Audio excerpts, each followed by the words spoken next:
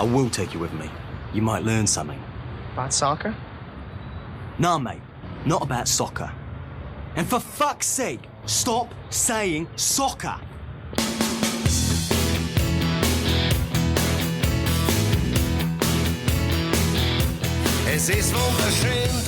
Yes, that is the outro from last time. Sturm Graz's unofficial victory anthem.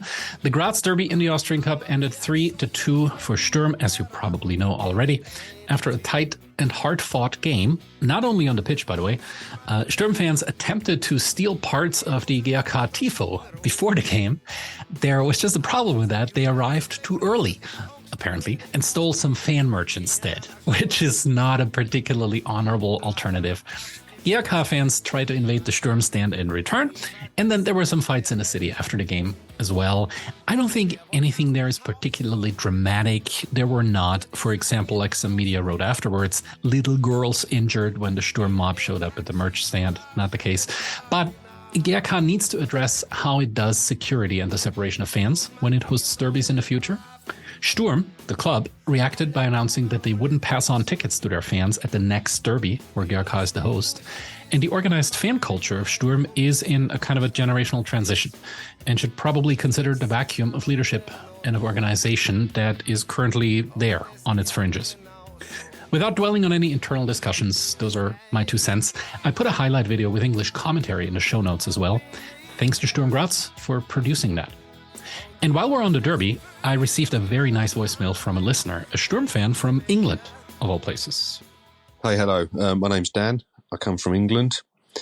I've just listened to your podcast and was absolutely blown away because what you talk about is exactly what I have experienced with my son. So a few years ago, my son and I, he was 12 at the time, we came over to Austria, to Spielberg for the MotoGP.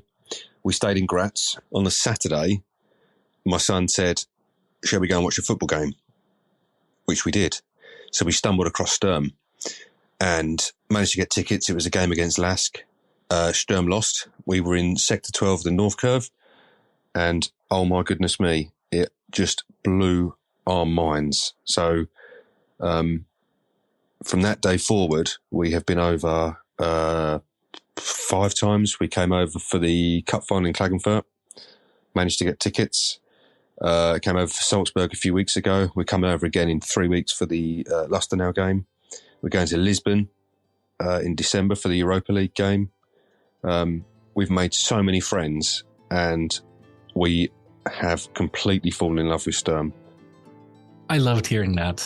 And Dan wrote me a longer version of this story too.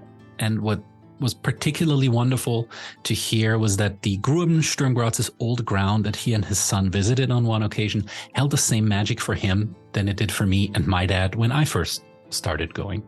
So that was wonderful. If you want to get in touch too, a voicemail is a great way to do it. It gives me great joy to hear from you. Just click at the link in the show notes. It's just 2 clicks and you can leave me a message that ends up in my email inbox and probably then hear your own voice on the air as well. Before we travel to Hamburg in Germany today, a little bit of housekeeping here on the podcast. The episodes so far this fall were A, an absolute delight to record and produce, and I hope you can feel that when you listen. And B, they reached a wider audience, sometimes much wider than almost any of the first season last year. So thank you so much. Please continue to spread the word online or in person to your friends who might also enjoy a higher altitude, intelligent view on soccer beyond the pitch. As you know, however, I am a professor of American history at a private university in real life, and grading season is upon me this late November and early December. So instead of a Christmas break, I might just take a break early, not drop an episode in 2 weeks, and then be back December 11th. So if you don't see a new episode in 2 weeks, it's an early Christmas break for me because of my work, and I'll be back December 11th. By the way, there will be either an episode on Poland, on Israel, or on the world of the Fantasy Premier League. Now, FC St Pauli is a second German Bundesliga team from Hamburg. That's one thing. FC St Pauli is also, and these are all quotes from a quick Google search, quote, Germany's original cult club, an anti-fascist club, the club of punk and techno, a swashbuckling left-wing club, Those are the labels. The history behind those labels dates back to the late 1980s, when punks occupied houses around St. Pauli Stadium in Hamburg, and anti-racists found out that football grounds were a place that belonged to them as well, not just to neo-Nazis. It continues today, that story, in a club that has most recently spoken out against the overcommercialization of football and as an ally to refugees. It continues in a fan culture that maintains close ties to the anti-fascist ultras of Israeli club Hapoel Tel Aviv, for example, and organizes anti-racist fundraiser tournament. The Fanladen St Pauli connects the then and now. The Fanladen, and that literally means fan shop, but isn't really a shop. It's a fan-run and very uniquely social worker-led project with deep ties of accountability and advocacy to the club and its fan culture, and deep roots in the community, in the part of Hamburg that St. Pauli is from and plays at. So for this episode, I talked to Julian and Paul from the Fanladen. Without further ado, here is the St. Pauli story, through the lens of activist fans and knowledgeable social workers.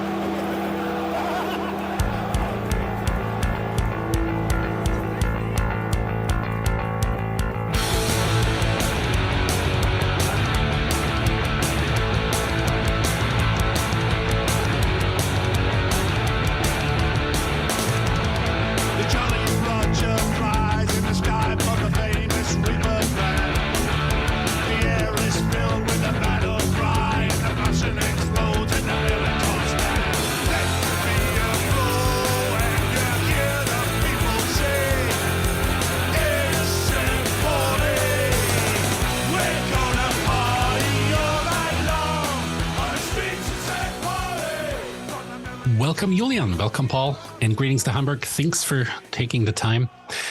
As usual, before we get into how St. Pauli's fan culture became what it is today, and what social workers have to do with football fan culture in general, could you tell us a little bit how you got into St. Pauli? What was your first game? And how did you get to do what you're doing right now for the club? So I can start. My name is Julian, and I work at Fanladen St Pauli for a little bit more than 4 years now. And so we have two pillars of our work. One is the SLO work, and one is the work as a social working fan project. And so my branch is fan project. And I came to St. Pauli in 1996 when I came to school. Beginning of school was a time where everyone had to choose a favorite football club. And Barbara, a co-worker of my father from the fan club Kanalratten, which means Kiel Channel Rats. Rats, yeah. Convinced me to become fan of St. Pauli. And as a kid, I liked the Skulls and Crossbones very much. And so while all the others became fans of Borussia Dortmund, Bayern Munich, or HSV, I became a fan of St. Pauli. And in that year we relegated to second division, and my first match was a match against Mönchengladbach, which we lost 1-3 at Millantor. And you still stuck around? I still stuck around, yes. It's a lifetime decision, man. Skull and Crossbones already in the picture then, and we'll get to how that came to be. The club you came to is a different one than the one that St. Pauli started as. Of course, we should also say you mentioned the Fanladen, which literally means fan shop. It is, of course, much more than a fan shop, and that's why I'm talking to you. And the goals go beyond selling stuff, but we'll get to that a little bit later. Paul. Yeah, my name is Paul. I'm working for the Fanladen, I guess 3 years now, or 2 or 3 years. I'm not sure, because first coming into the job was due to the SLO in charge for disabled people, but then I get a bigger job at the Fanladen, so I'm around full time now. And how I became a St. Pauli supporter is quite easy to explain, because I grew up in the countryside of 100 kilometers away from Hamburg in the north, and there is it's the decision: are you progressive and looking forward, or a little bit more backwards, and if you go like a little bit more backwards, you go with the HSV. That is like back in the days, it was like that, and especially in the countryside and where I grew up, you can still see the people became St. Pauli fans as I did. They all moved out to Hamburg and to like bigger cities and like progress their life in a certain way. And like the guys, and I don't want to like claim that my way is better, but all the HSV supporters, they stayed in our hometown and they stayed like regional.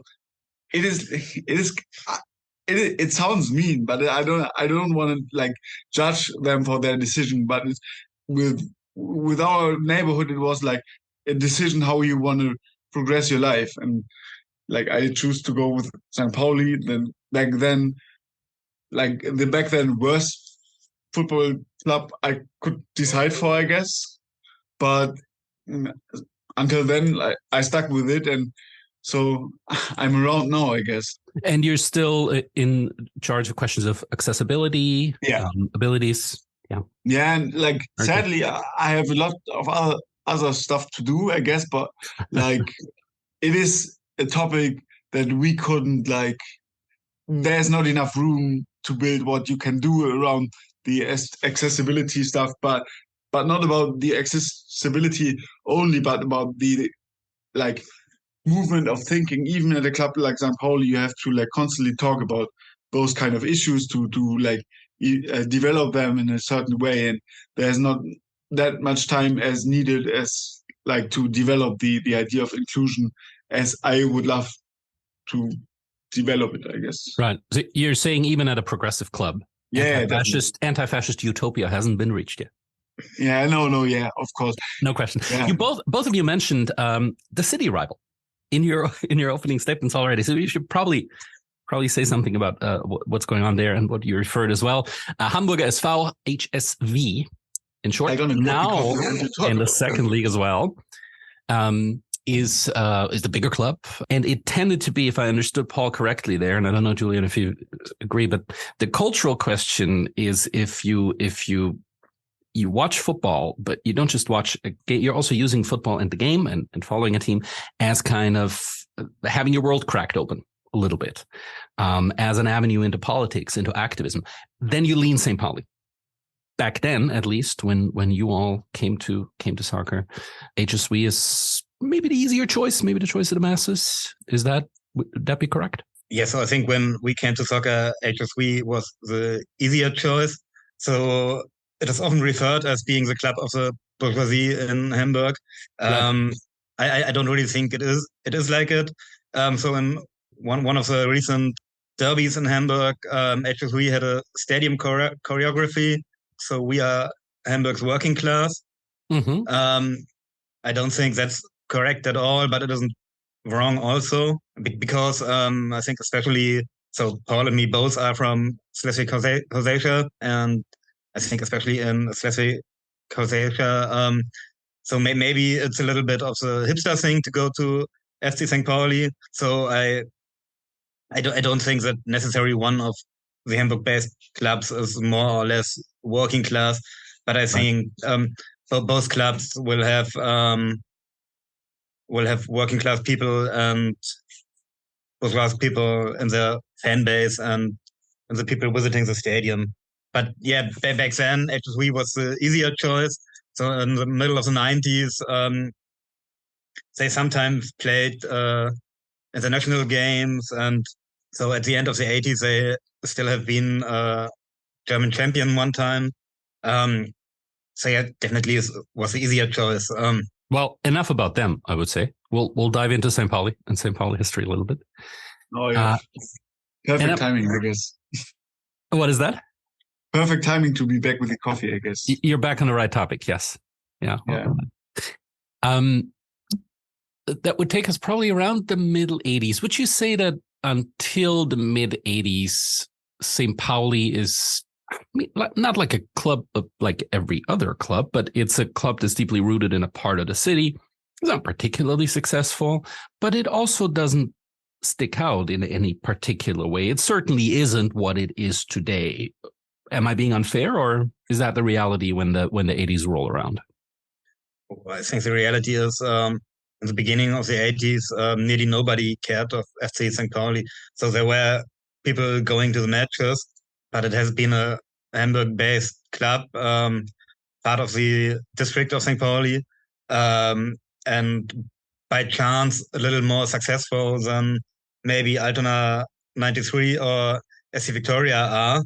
Yeah, but I don't think it wasn't outstanding back then. It wasn't like that you have to go there, but you just visited it because of your parents or because you're around the area and like football, but not for any purpose, I guess. And I think a lot of people went on Saturday to HSV and on Sunday to FC St Pauli when it was possible. Yeah. What changes then? What happens first of all, maybe what happens in St. Pauli, not the club, but the part of Hamburg during that time that influences the trajectory of where FC St. Pauli and its fans are headed? So in the beginning of the 80s, a new social movement in Germany was evolving. So in German, they were called autonome, so like autonomous groups, evolving from the 68 students movement and from the K groups movement during the 70s. Just for English-speaking listeners, what would the K groups be?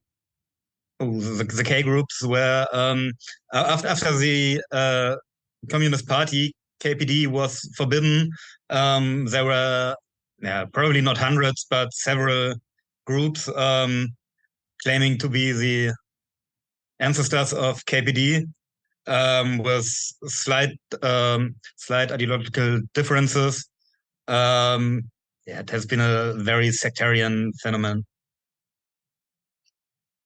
How did they connect to the club, and why did it happen in St. Pauli as opposed to other parts of the city or other parts of Germany?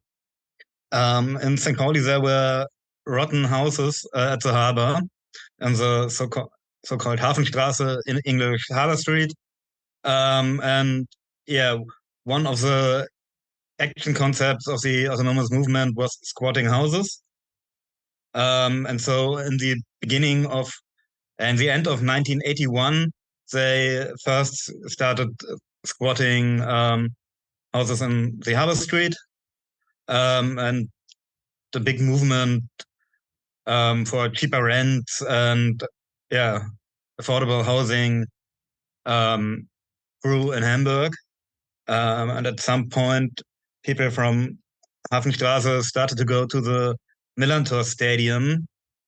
And I think at the same time, so during the 80s, the local rival HSV had a problem with Neonazis hooligans in their fan scene.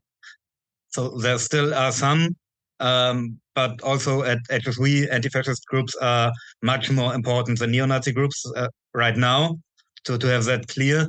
But back then, it wasn't like that. And so, some people going to HSV changed and started going to St. Pauli and met with the people from Hafenstraße. And so, there was a growing and anti-fascist fan scene. And to point that out, it wasn't like that sexy to go to visit football matches and be a left-wing person. It wasn't like that. As normal as it is now with us, it wasn't that normal back then. It was like more or less you were looked at when you came back from football matches. So I got told that it wasn't that easy choice to visit football matches. So you were looked at in your lefty subculture if you went to football, but you were also probably looked at on the football ground if you showed up as a visibly lefty person as well. So you have this coalition between disillusioned HSV fans who want an antidote to their own fascists on the terraces, and then you've got the squatter culture from Hafenstraße coming into St. Pauli Stadium as well. Do these find each other right away? Is something emerging there and something bubbling there right away? And what does the club say as well? All of a sudden we have this new audience, we have this new crowd coming into the stadium. What does this mix mean? there has been a third faction in the beginning of the 90s, where still some racist or neo-Nazi fans have been in the northern stand of the stadium. And next to the stadium, there's a mall. But back then, this mall was a house of Turkish and Kurdish people's clubs. So like all those migrant left-wing organizations met there. And at the beginning of the 90s, some active St. Pauli fans went over to those migrant center and told them, okay, we have a problem with racism still at FC St. Pauli. And so it was those three factions that sent the Nazis out of the stadium. And before, maybe a meeting point has been that the chair of FC St. Pauli in the late 80s wanted to establish a new stadium project called Milan. I think it was called Milan Dome or St. Pauli Dome. St. Pauli Dome. And so a group of supporters met and campaigned against St. Pauli Dome. And out of this group, the first fanzine at FC St. Pauli was written, the Milan to Aurora. So this is a fan-led magazine. But before we get there, I have two more questions. You said eventually Nazis were pushed out of the stadium. Could you be explicit about how that happened? Yeah, I think we can be explicit because I think it's long enough ago that nobody has to fear any charges to get to court for that. I think they did it with fists. Yeah. They probably took quite a lot of fights for this, and this is easy to forget about, I guess, when you're living in this kind of paradise anti-fascist world we live in right now, is that someone fought for this world, and you kind of still have to fight for it, even though it's quite okay around here now. But you kind of have to keep that in mind, that anti-fascism is like a thing to fight for, and it's not gonna just stay there, but you have to fight for it. As back in the 80s, the migrants together with the peoples from the district did. Right. And the second question is, what is actually happening on the field back then? What league is St. Pauli in when all this goes down? And what is the situation around the club's football ambitions? How does that tie in? So I think at the beginning of the 90s, that's embarrassing now. Kind of. At the beginning of the 90s, we promoted to Bundesliga. And it was at that time when private television started with soccer programs.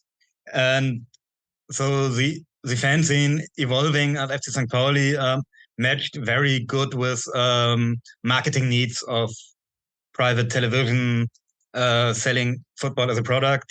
And that's also like a part of our history, even though we don't like it, that the capitalist idea of private television helps us because they tried need stuff to sell, and they decided to sell our myth of the anti-fascist football club, and this is what helps us to become bigger, or as big as we are now, is that someone decided to talk about us in private media.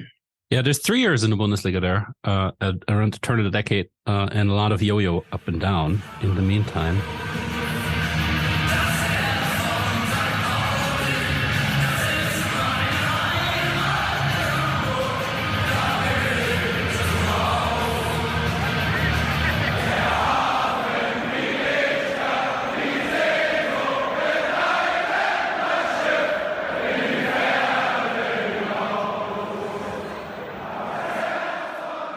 You mentioned the Milan Tour Roar, which is important, A, because it's fan-led, so it's not a top-down kind of soccer magazine. It's a grassroots-up soccer culture magazine, and it's a pioneer in its field. So, why don't we continue there, and you tell us a little bit about the sea change, what that is.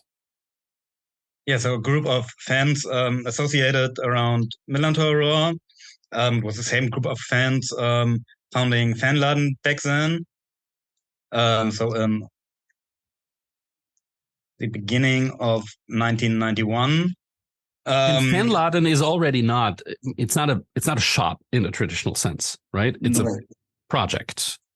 No, and we have to explain it several times a day. Right. You should have given it a different name. Yeah. But nobody knew then. So back in the 70s, 80s, and 90s, left-wingers tended to name everything Laden. Laden means shop. People started calling social centers Infoladen, information shop.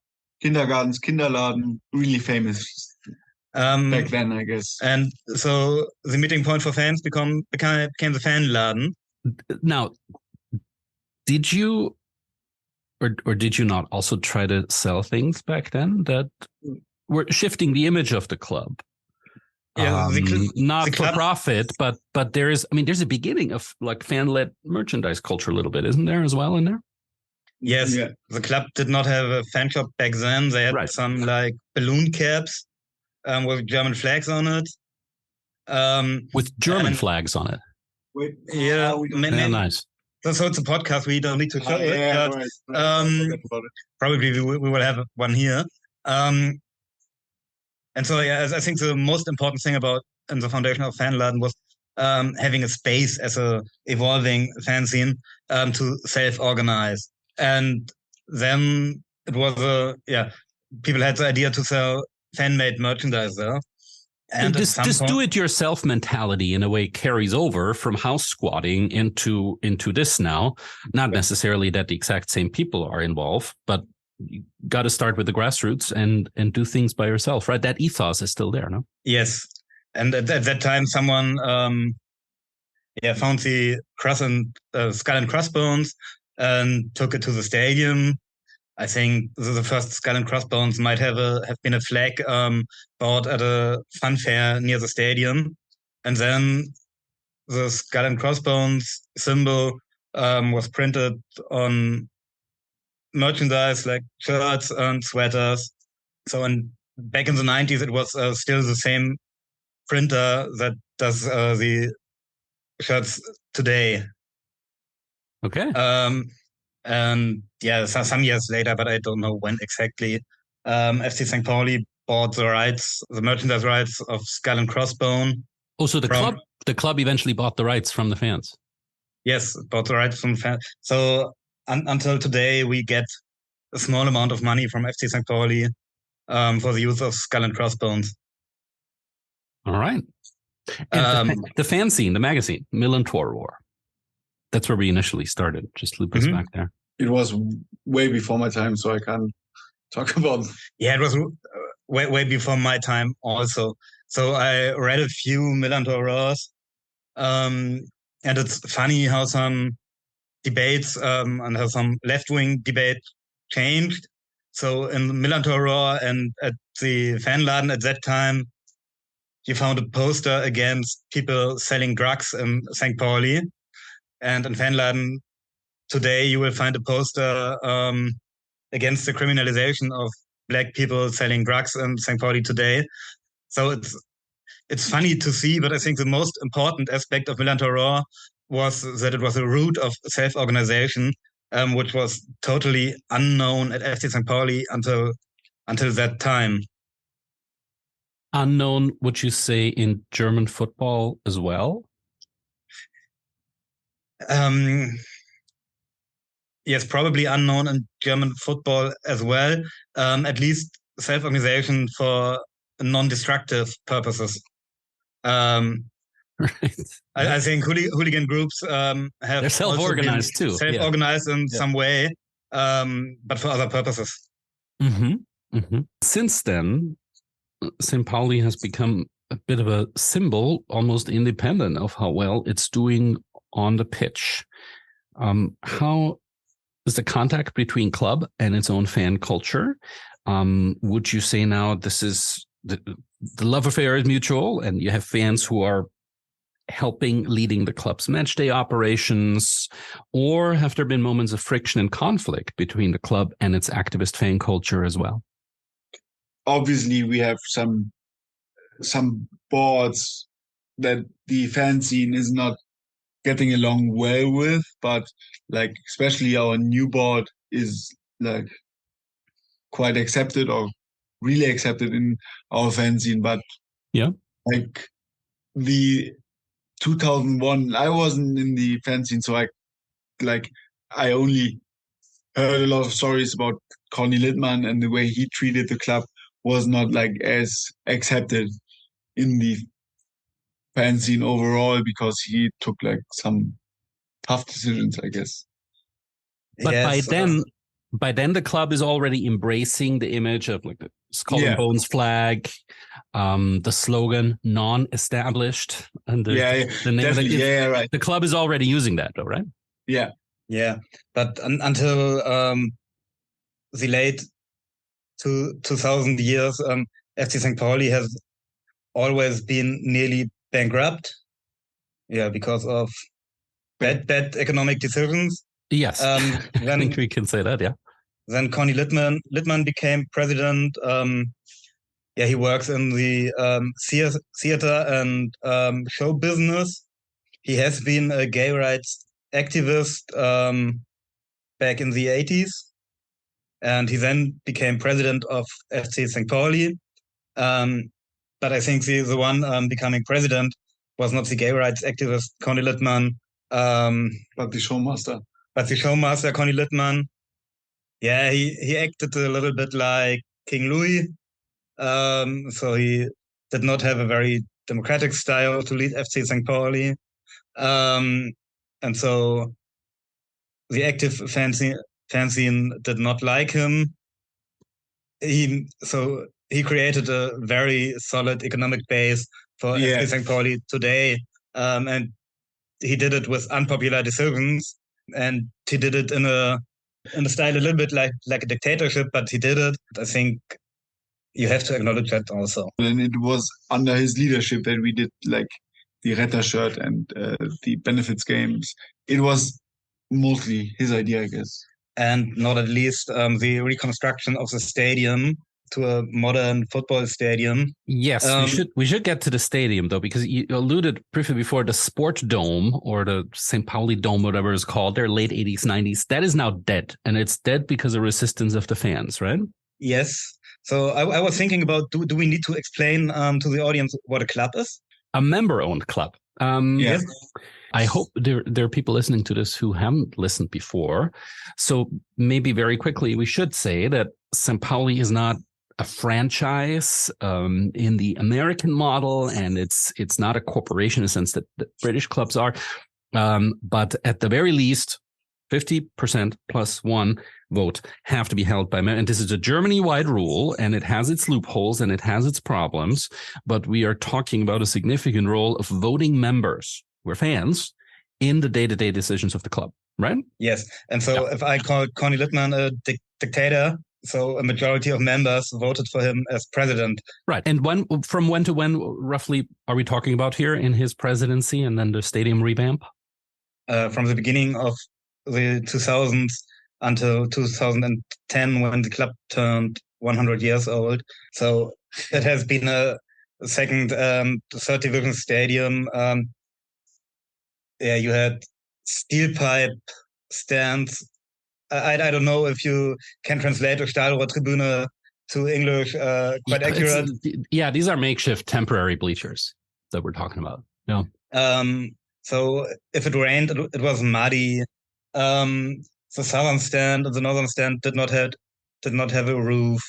So it has been a football stadium. So you did not have a multifunctional stadium before, right. Also, but it was rotten, and so the administration buildings were in containers. The fan shop has been in a container, like a container village, I guess. Around here, when you visit a match back then, there were a lot of containers standing around. And I mean, like, for me, as these were the first moments of visiting the football club, right, it has a lot of nostalgia with it. And especially talking to older people who were around, it has a lot of nostalgia with it. But as Yuan told, it's necessary to build new. And the reconstruction of the stadium was like founded like by the fan scene, so you could you can lend the club money for rebuilding the stadium. Right. So fans helped fund the reconstruction. Yeah. And there has been a working group stadium reconstruction back then where fans were involved. In the end, I think it was at that time the most cooperative stadium construction between club and fans you could find.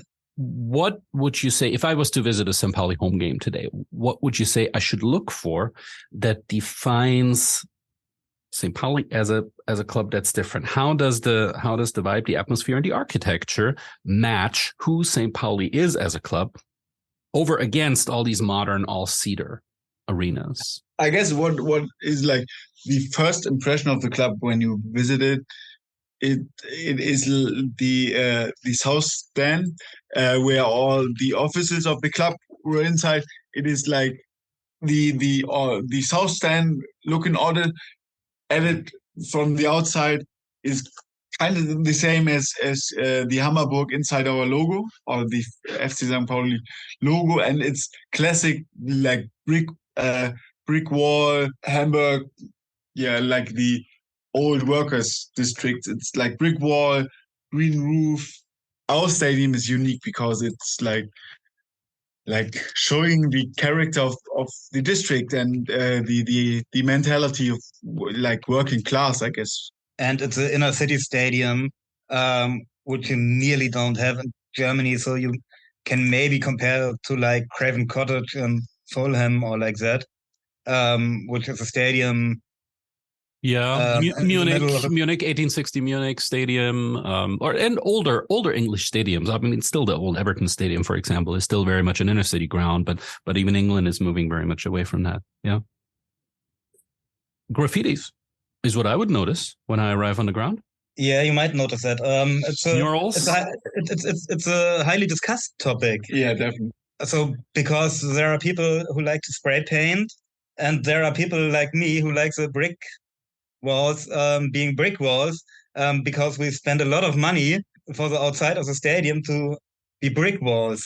The fan scene, mainly the council called Permanent Fan Council, Ständiger Fanausschuss, and club officials and spray painters discuss about which parts of the stadium are allowed to be spray painted, and which should remain brickstone. And there's a lot of graffiti outside the stadium and around the stadium, which is fan-made. But we have like artists, because there's the Millantor Gallery held by like Viva Con Agua and in social organization connected to the club, and the Ständige Fanausschuss, the fan council, they have the right to decide which mural is spray painted outside the stadium.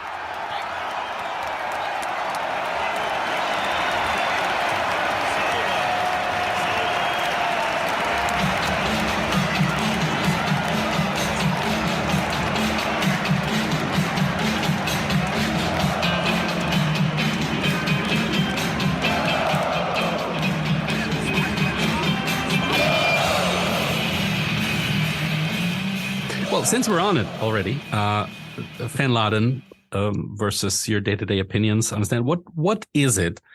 You referred earlier to two pillars of Fanladen and fan shops, social projects, work. What is it that Fanladen St Pauli does on a day-to-day basis, especially those things that may not be familiar to fans of English or American clubs? So back in the early 90s, there came on a concept in Germany called National Concept for Sports and Security, and it ruled out which actors are security partners in this concept. So like the clubs, the police, the railway organization, and as one pillar of a security concept, fan projects and social work were named. And so over the years, it became mandatory to get a professional football license for for clubs to have a fan project. Social working fan projects are paid usually to 50% by the DFL, German Football League, which is the organization of the German professional clubs in first and second division.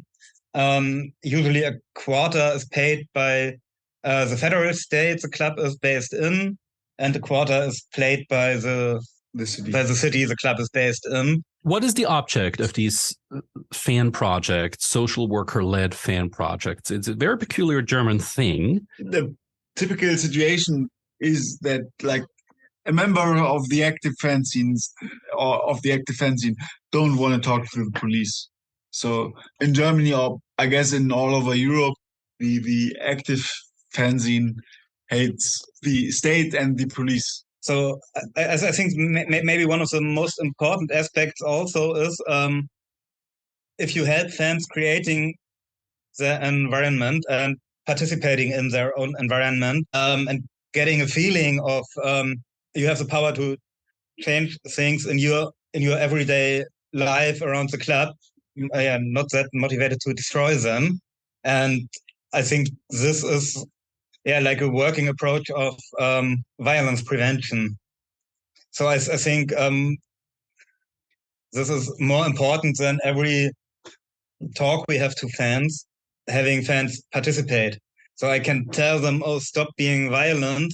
Maybe in some cases that might work, but I think the more important aspect in preventing violence is really to have the fans participate in building the club, the fan scene, the environment, and spaces around the club.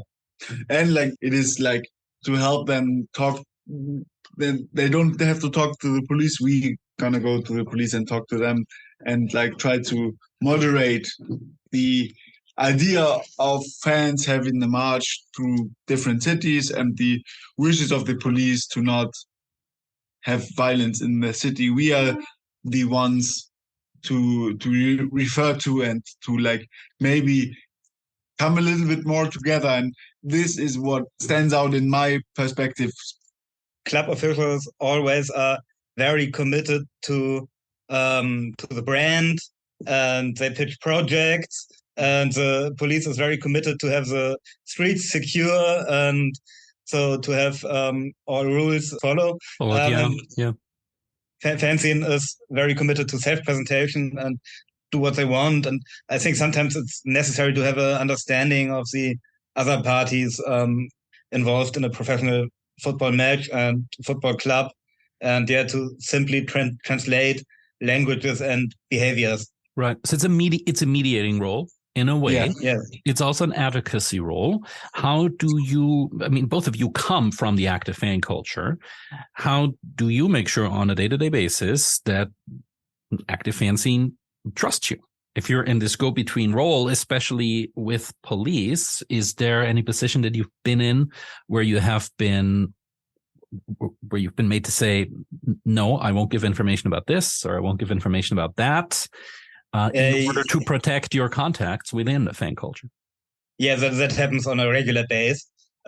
So, which is quite necessary for police to do. So it's their job to gather information, and so they will ask us. It's our job not to help them gather this information because we depend on the trust of the fan scene. And so on a regular basis, we tell them, sorry, but we are not your spies, helpers, or anything. We can help you translate. We can give advices to the fan scene, and maybe they will do what we say. Maybe they won't, because they're free citizens of Germany and can do whatever they want as long as it's lawful, or as long as they do not get caught. Yeah. I frame it this way. And yes, so it happens quite often. Or the police officers call us and ask, "Oh, when do the ultras start their journey to an away game?" Sorry. Right. You can't help with that. Usually the answer is, I don't know. But mainly because it's annoying to every time explain them what is the rule of social workers. We are there to watch out for our fanzine, and if they get caught, we stand by and watch if everything is all right. And then most of the time, for me, I can say I'm a little bit over the top with the police guys, just like to annoy them more, like to be more annoyed with me than the one they had in custody. So the one in custody can be a little bit more calm. Right. You're taking the heat away from them a little bit. Yeah.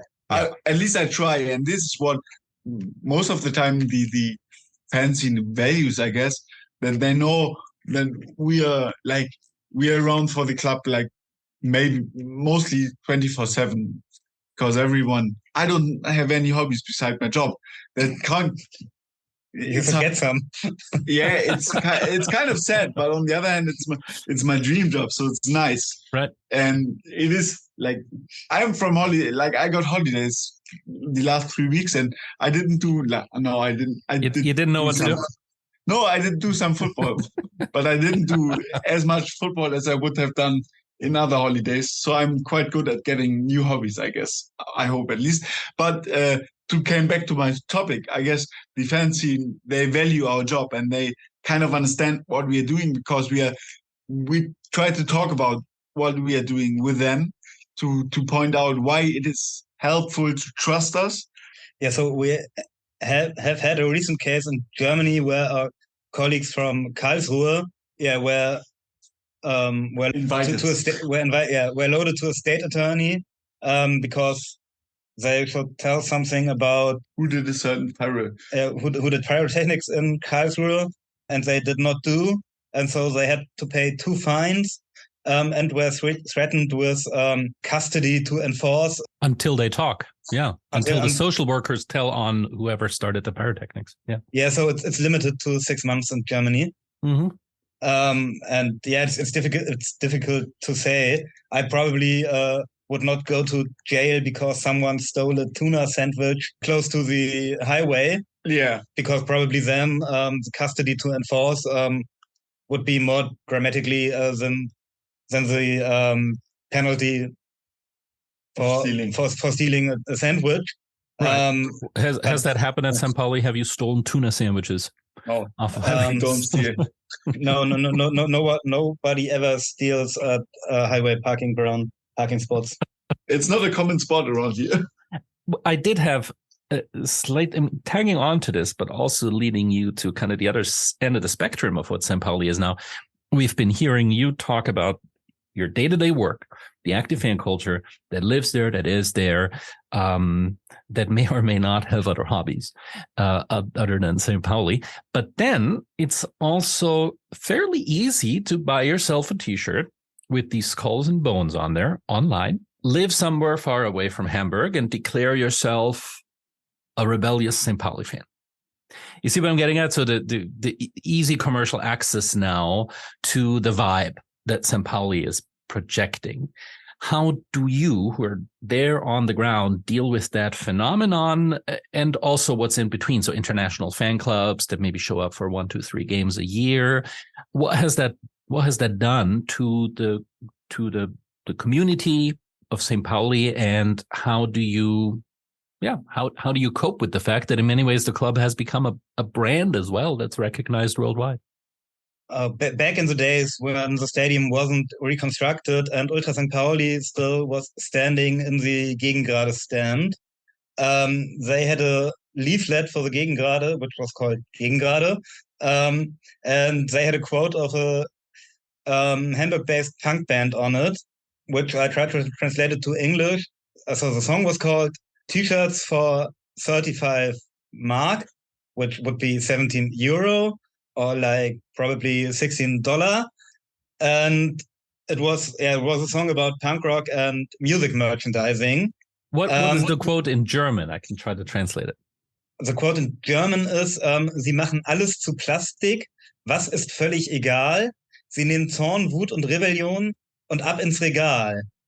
They're taking anger, rebellion, and counterculture and putting it on shelves for sale at stores. So it's a commercialization of of anti-establishment feelings and of years of earned activism, which is why it was so important, I think, that we told the story before of how do you get Nazis out of the stadium. You don't do it by selling shirts and by showing up. No. Yeah.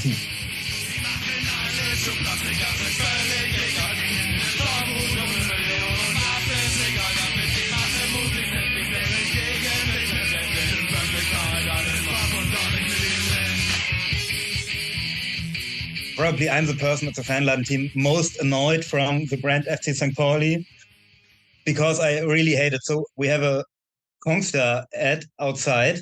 This is your main sponsor, I should it's say. Our main sponsor, and it's a telecommunication branch of German Telecom. So it's like a daughter, like in America, a daughter of AT&T. And they act like they would be a diverse telecommunication company, and you will never read. We have a cell phone contract, and it costs 19.90, and you have like 13 gigabytes of data volume. But what they have outside is a very picturesque Fight for peace. Fight for peace, solidarity with Ukraine, with comic figures. So they say everything and nothing. So like when at a Miss World contest, world peace is wished. And I could get really angry about that concept of sponsoring and advertising, because I think the commercialization and... But in a way, St. Pauli set itself up for it. I mean, this is what a sponsor gets. When you buy into St. Pauli, you get that kind of image, you get that kind of vibe, right? Yes, you get that kind of vibe, but you get it without the radical sting that criticism out of the fanzine, of course, has had. Yeah. No, you get it prepackaged. You get it in custom-sized portions, prepackaged to push out to whoever you want your customers as a company to be. Yeah, that's true. Yeah, but it's not about customers. I studied at a university nearby, and for me, as like long-time St. Pauli supporter, it was like I was really happy seeing someone with the St. Pauli like sweatshirt on, and then try to talk about him or her with like about the last corner or the last penalty we probably missed. It was like, nah, I'm not interested in, nah, I don't care for football. It's like just, I like the statement. And this, I mean, I'm now looking better on it professionally. It's kind of fair because they paid us like probably 15 euros or 50 euros for this sweatshirt. But back then it was like, yeah, but you're taking my like subculture, you've taken my identity to just show off because an Antifa flag is too tough or too tough for you. What about the international dimension of this? I mean, St. Pauli now has fan clubs all over the world that, of course, aren't part of this story that unfolds on the Hafenstrasse in the 80s and 90s. How does contact with those fan clubs work like, and how do you view that phenomenon, the global reach? Oh, it's very nice that we have fan clubs all around the world. Yeah. In some way, being a St. Pauli fan around the world is being a little naive. I sometimes compare to, that might be unfair, but Benedict Anderson has a concept of long distance nationalism, where you have projections on a state or nation far away, but you're not involved to it on a regular day and everyday life. And so I don't want to compare because the love to St. Pauli has nothing to do with nationalism. But so there are people sitting like 10,000 kilometers away and have a very naive and a very romanticizing picture of what is really happening in St. Pauli. So they do not recognize there's violence around the stadium. They do not recognize, do not fully recognize there's also discrimination at St. Pauli. But it is, and also for German fans, St. Pauli is a projection. I think also for me, St. Pauli has aspects of being a wall to paint my pictures on. That is why I get angry when we talk about ads. But if you don't experience it on a daily basis, I think you will have another picture. Yeah. And that might be quite nice because people from away fan clubs often are very enthusiastic. And sometimes like they're St. Pauli fans from another time. And so it's really great to have them, but it's sometimes hard to explain that not everything is perfect here. And it's quite interesting because some of my friends, one is from the US and the other is from Yorkshire. He is part of the Yorkshire fan club, and he decided to move to St. Pauli to be like nearer to the club. And I started knowing him when he was newly moved to Hamburg, but you can see a change with him because like he was still, when he was back in Yorkshire, he was still like more into the fanzine stuff. So he knew a little bit more about the ideas and the problems around, but still like him living here for like, I guess 2 or 3 years now, he changed in a way, like because he's more part of the, like he has St. Pauli in his day-to-day base now. And it's kind of, I mean, everyone wishes to be around here, but being around here is sometimes a little bit sad, I guess.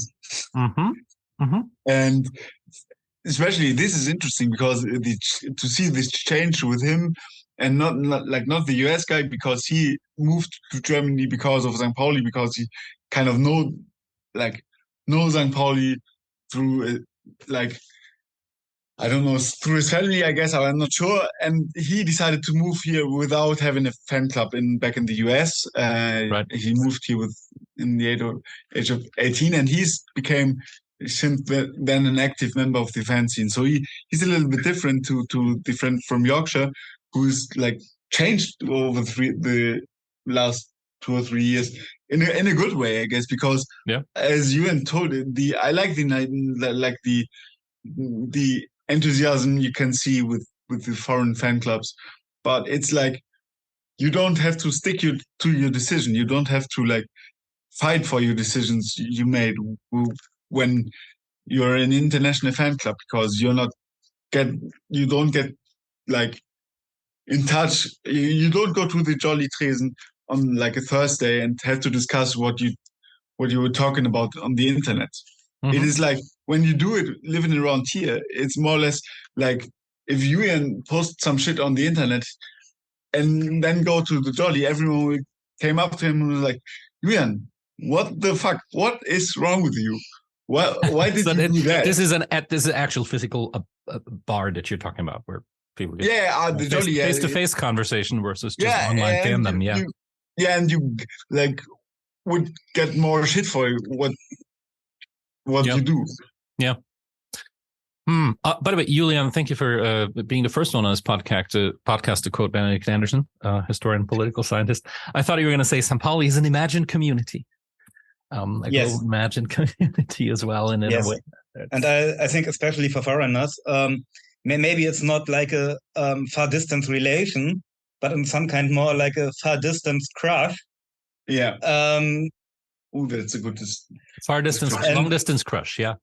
Then you arrive here and recognize, oh, my long distance crush isn't quite as pretty as I thought.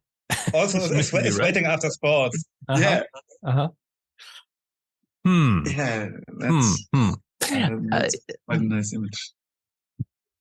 The other thing I wanted to ask you before we close is another question of global reach. So friendships with other fan groups, with other particularly with other anti-fascist fan cultures around Europe and the world. What are those contacts, and maybe quickly, how did they come about? The older ones are still connected to clubs like Celtic Glasgow or Athletic Bilbao. The early days of politicization of football, 80s, 90s, those are friendships that were forged back then, I'm sure. Yeah. Yes. While the more important groups today are not that strongly or not at all connected to clubs like that. So the ultras movement has a lot of connections to Italy, because they're very much inspired by Italian ultra style. So there are connections to some groups of Sampdoria Genua, to a group at Atalanta Bergamo, and to fans of Terni and Ternana culture. Yeah. So there are ultras friendships in Germany, mainly to Babelsberg, who plays third or fourth division. It changes sometimes. Fourth now, yeah. And to the group Schickeria and Collegio at Bayern Munich. Yes. Which also are anti-fascist or left-wing ultra groups. We should say that these are all the groups that you're referring to share the anti-fascist consensus of, in this case, of Ultras St. Pauli, and that's a firm basis for these friendships. And then there's Bremen in Germany. It's important as well because they're close. If you don't know about our friendship, you could think that they're rivals, but we have a close connection and close friendship with them, or our ultra scene, and especially on the professional base, I would guess the colleagues. There were jokes when we met on bigger DFL events that everyone is joking. St. Pauli and Bremen is sitting together. So, and it's not only a ultras connection, but I think every important group in the St. Pauli fan scene sometimes hangs out with groups of people in Bremen, and at nearly every match, if Bremen doesn't play at the same time, people from Bremen will be in the southern stand of St. Pauli, which is because Bremen also has an anti-fascist fan scene, and because they also don't like HSV, and so it's the closest idea to be friends with them. Hapoel Tel Aviv? Yeah, I can't tell how this friendship began, so I don't know. So there's a friendship to Ultras Inferno in Liège from mainly Ultras St. Pauli, but also from other people in the fan scene.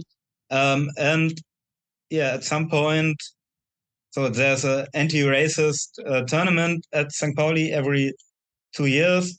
On a regular base, fans from Hapoel Tel Aviv, from Ultras Hapoel, join the tournament. And so there's also a intense friendship between mainly fans from the southern stand at St. Pauli and friends and fans from Hapoel Tel Aviv. And if you go to certain districts of Tel Aviv with a St. Pauli beanie or St. Pauli sweater, you will certainly be approached by people and asked if you know specific persons out of the St. Pauli fan scene. So I won't say a name, but it's like, do you know Peter? Yeah. And for sure, I know Peter. So I think it's also at the fan scene of Hapoel Tel Aviv a very commonly shared friendship. And now before this season, we got a friendly with them. And they visit us for preseason.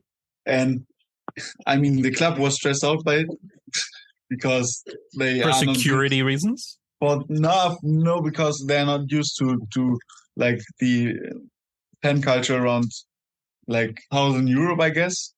They were surprised, but it was really nice.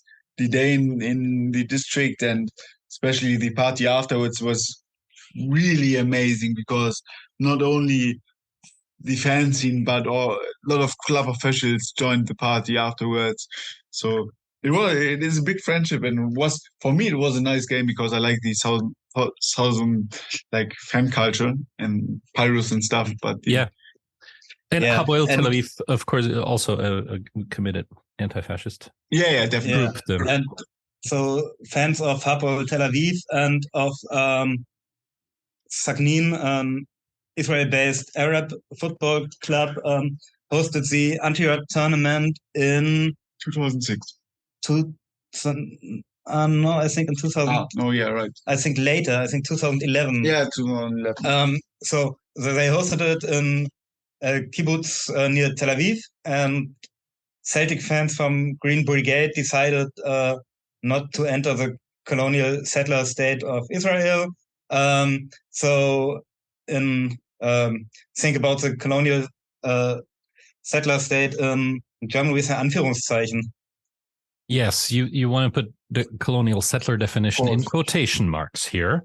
Yes, this is thank Celtics. Yeah, this is Celtics issue. But you did go. This is a cooperation between Hapoel Tel Aviv and Bnei Sachin, which is an Arab club that plays in the Israeli league system as well. Yeah. Yes, and so every other fan scene who has went to anti-war tournaments before or was engaged in the Alata network of anti-fascist fans in Europe went to that tournament. So if they were able to afford it, but the Green Brigade of Celtic did not go there. And I think this has been the end of the contacts between Celtic and the younger fans of St. Pauli, because a younger fan generation of St. Pauli had the opinion that this is discriminatory behavior. And so I think, especially in the connection to Celtic Glasgow, there's a big generational gap in the St. Pauli fan scene. Because to you, the anti-fascist consensus of being fans clearly extends to what Hapoel Tel Aviv is doing, or Bnei Sachin is doing as well. Yes. Yeah. Well, if we could look ahead, let's say 10 years, and we'll assume you're not quite gray-haired yet, but you're still working at the Fanladen. What kind of St. Pauli fan culture do you envision 10 years from now? What would it take for you to say, these have been 10 good years for the club and for its fans? That is actually a great question. I think people getting older and having making images what young people should do during the next 10 years tend to get very frustrated and angry old people.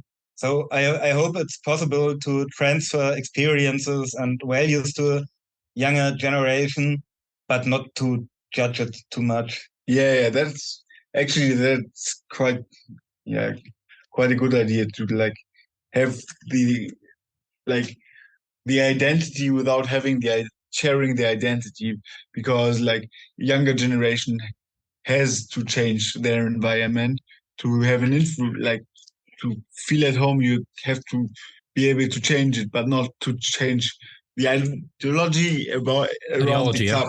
Yeah, yeah, right. And not but to embrace it for themselves, and not I don't care for how they do it as long as they do it. Hopefully there will be a lot of young fans around. And and my personal dream, so we're still a club in 10 years. We promoted to first division and Champions a member-owned club, you mean, right? A member-owned club.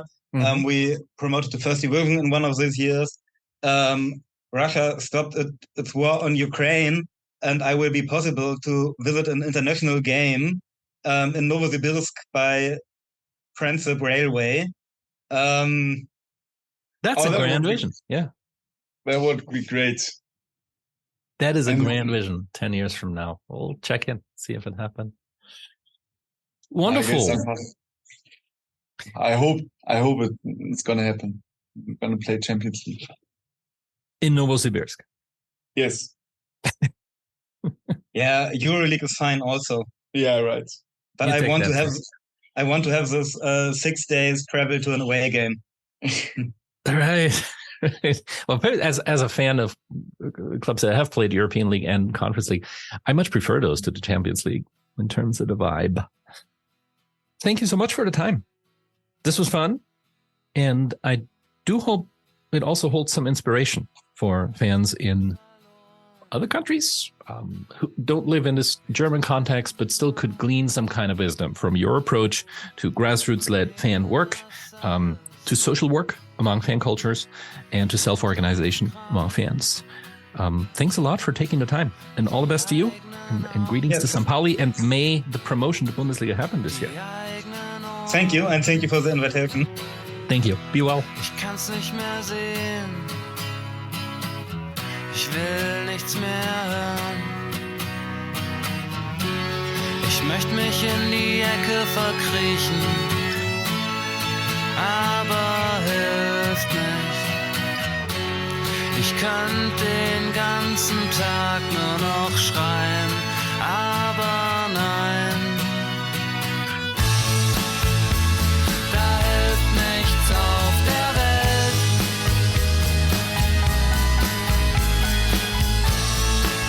Wenn dir St. Pauli auf den Geist fällt. I know if you don't understand German, you're not going to understand the lyrics to this, but it's just such a hauntingly beautiful St. Pauli song. It's by the Hamburg-based band Die Sterne, the stars, and the title in English is If St. Pauli is Falling on Your Nerves. The video is linked in the show notes. It was actually done in the old Millantor Stadium before the renovation. As I've said at the beginning, I may not be back with you in 2 weeks. And if that is so, then it's because I have a lot of grading to do for my students here. But I will be back then December 11th with an episode either on fan cultures in Poland or fan culture in Israel, or an episode on a phenomenon that is the Fantasy Premier League. We'll see. I have yet to decide. Until then, I hope you're starting your Advent well. Be well. Aber hilft nicht. Ich könnte den ganzen Tag nur noch schreien, aber nein. Da hilft nichts auf der Welt.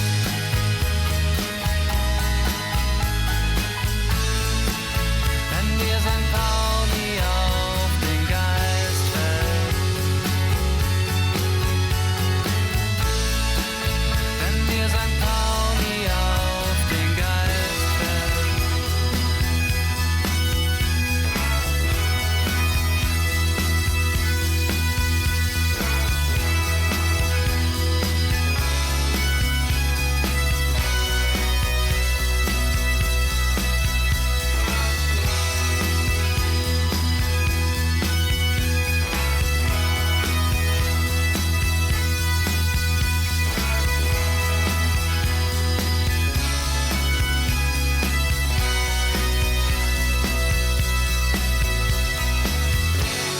Ich möchte mich in die Ecke verkriechen, aber hilft nicht.